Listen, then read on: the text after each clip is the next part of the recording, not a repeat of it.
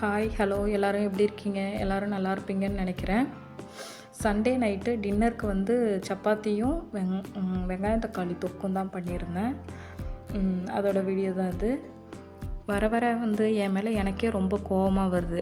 என்ன மாதிரி வந்து யாருமே சோம்பேறித்தனமாக இருக்காதீங்க.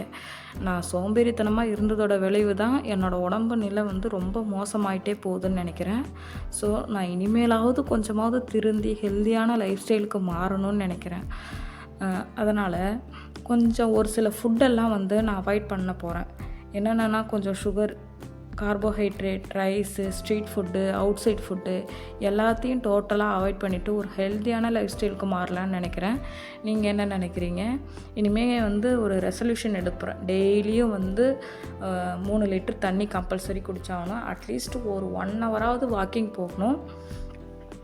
ஹெல்தி ஃபுட்டு மட்டும்தான் எடுத்துக்கணும், வேறு எதுவுமே சாப்பிடக்கூடாதுன்னு முடிவு பண்ணிட்டேன். இனிமேல் டெய்லி ஏதாவது ஒரு கீரை, வேக வச்ச முட்டை, பச்சை காய்கறிகள் வந்து பாயில் பண்ணது, இந்த மாதிரி ஹெல்த்தியாக வந்து நிறையா எடுத்துக்கணும்னு நினைக்கிறேன். அது மாதிரி வந்து ரைஸ் எடுத்துக்காமல் மில்லட்ஸாக ஃபுல்லாக எடுத்துக்கிட்டு இந்த மாதிரி ஹெல்தி லைஃப் ஸ்டைலுக்கு மாறலான் இருக்கேன். கம்பல்சரி சொல்லிட்டாங்க டாக்டர், நெக்ஸ்ட் டைம் நீ வரும்போது என்கிட்ட 4 கிலோவாவது அட்லீஸ்ட் 4 kg கம்மி பண்ணிட்டு தான் நீ வரணும் அப்படின்னு சொல்லிட்டாங்க.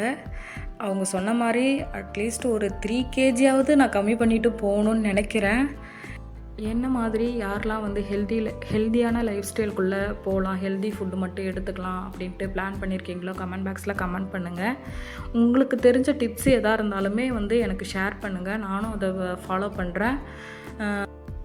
நானும் எனக்கு தெரிஞ்ச எல்லா ஹெல்தி ஃபுட்டும் வந்து ஷேர் பண்ணுறேன்.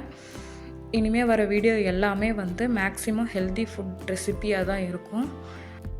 நம்ம ஹாஸ்பிட்டல் போயிட்டு இன்ஜெக்ஷனு, ட்ரீட்மெண்ட்டு, டானிக்கு, டேப்லெட்டு இதெல்லாம் பேரை கேட்டாலே வந்து நமக்கு வந்து ஒரு மாதிரி அலர்ஜியாக இருக்குது.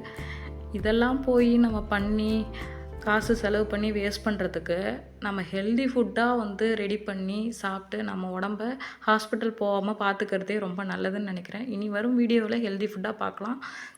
பாய்.